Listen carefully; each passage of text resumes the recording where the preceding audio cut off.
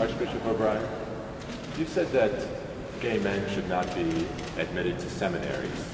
Why do you believe that?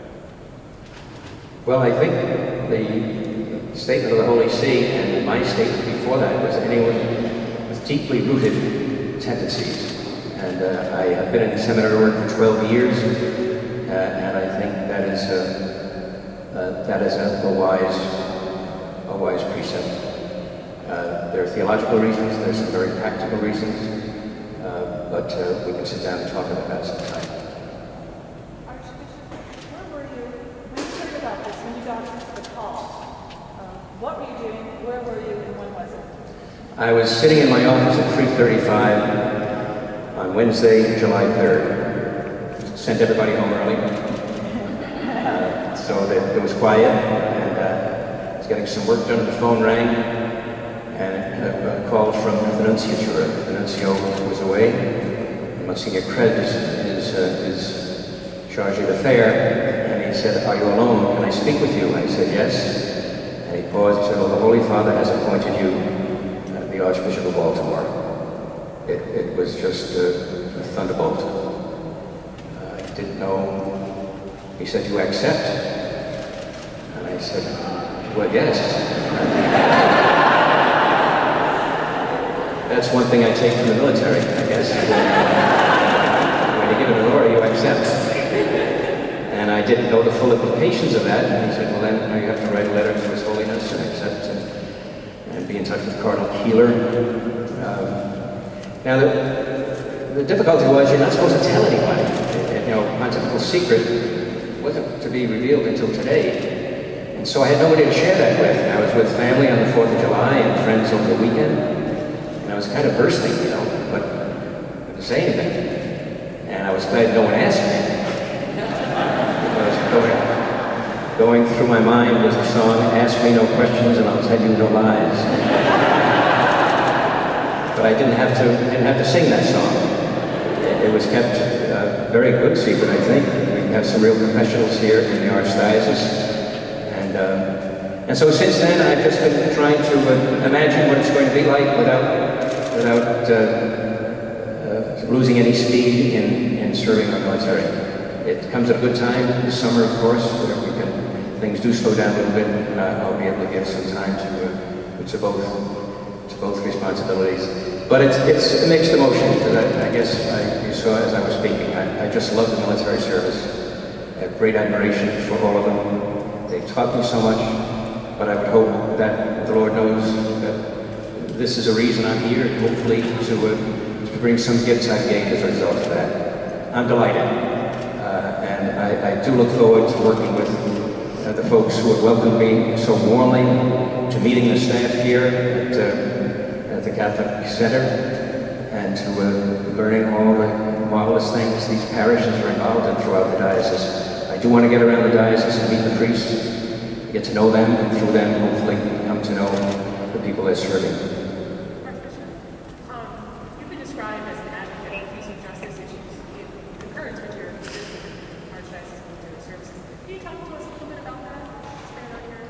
Well, the role of the chaplains, and I see one of our priests from the Naval Academy is here.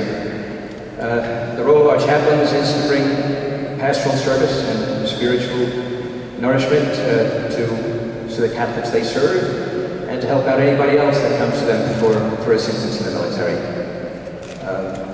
They don't get involved in the question of tactics or in political questions. We can have our differences on where we stand on what's going on right now in Iraq and Afghanistan. It's not surprising. But I have not found among our chaplains any less desire to serve the people and to sacrifice for the people. And our families are going through tremendous tensions these days. And they are truly peacemakers. The only reason they put that uniform on is to serve the cause of peace. They give more for peace than anyone else.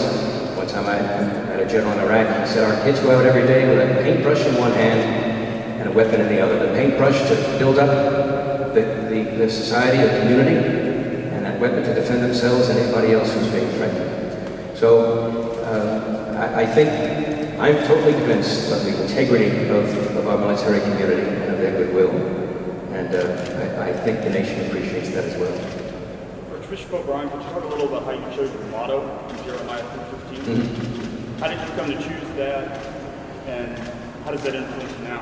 Well, as Aaron said, I participated kind of as an observer. People observe it in the Synod on Priesthood in 1990. And from that synod, a synod gathering of representative bishops from around the world, the Holy Father issued a document on the priesthood, which is really a cornerstone of priestly formation today. And he named it Pastores Dabo Vobis, out of Jeremiah, the prophet Jeremiah, I will give you shepherds after my own heart.